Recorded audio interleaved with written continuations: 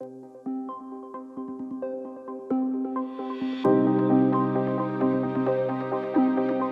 addition to making a significant contribution to the island's GDP, I think this sector adds a lot of diversity in terms of the types of products and offerings they have on both the island and off the island. And I think having such a large and active life sector really contributes to a richer ecosystem of financial services firms in the Isle of Man. As well, many of our providers are linked to larger firms, and being linked to those larger firms brings a level of sophistication and mature risk management systems and governance. And I think life firms that have been able to demonstrate their adaptability to change and new ways of doing things through the Insurance Core Principle program, we call it the ICP program. And they've demonstrated through their work with us on that program that they're very contemporary, relevant, and a very adaptable sector.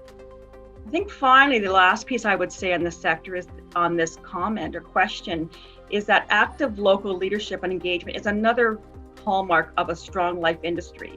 I think we've enjoyed over the last number of years a very healthy relationship with the sector, but it doesn't mean we agree all the time, and that's okay. I think the healthy discussions we have had through the course of the ICP project has allowed us to create a model that meets both the sector's needs, but as well allows us to confirm and comply with international standards, extremely important. And that's really another big piece of the strength of the life insurance sector in the Isle of Man. There were a lot of examples around the ICP project, but the most notable is the work we've done in the Code of Conduct. We certainly had a lot of debates, both internally and externally, about how we were going to do this. We certainly could all see the changing expectations of consumers about international standards, and indeed the industry could see those changes as well. And I think the work that we did with the industry on the code reflects our strong commitment to meeting consumers' needs and reflecting on the need for enhanced transparency around fees and what the bottom line means to them.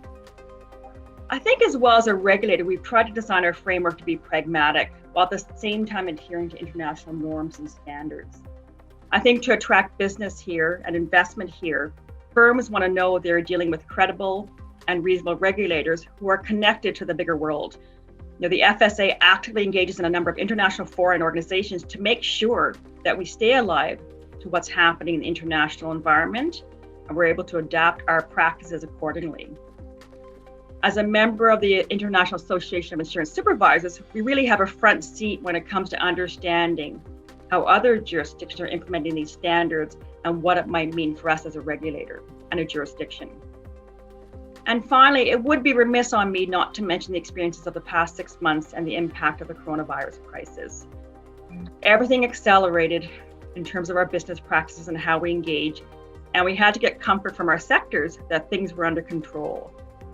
From the outset, we all focused on our staff well-being, and our initial approach was to really understand how firms were dealing with that and how they were able to ensure that business continued and service their client needs expanded during this time. And we were very thankful, and it reflects on the relationship we have with industry and the life sector, that they were able to respond to our needs in a rapid and very responsible way. I think given some of the risk management tools that we have in the life sector, we were able to get a really good handle on the resiliency of balance sheets.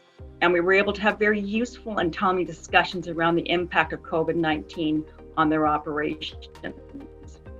I think that relationship with that sector, the life sector, and indeed those that we regulate, made it much easier for us to rapidly respond to the situation as it was unfolding. I think there's no doubt that COVID-19 will leave a mark on all of us.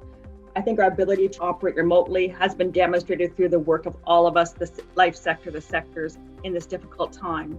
But also, I think it will now cause us all, and the life sector included, a chance to reflect on its business processes and how they deliver services to customers. I think being open, which the sector has been through a number of different challenges in terms of working with the authority, and being open and being agile, it's what it's going to be all about in the future. I mean, clearly we see a lot of strength in the balance sheets and resiliency of the life sector, and this is very important. I think the modern way of doing business in terms of the Code of Conduct through the ICP program has been extremely important for the sector, and it really puts the sector in a position of strength relative to other jurisdictions. Being open to change and challenging the norm is what makes this sector particularly strong.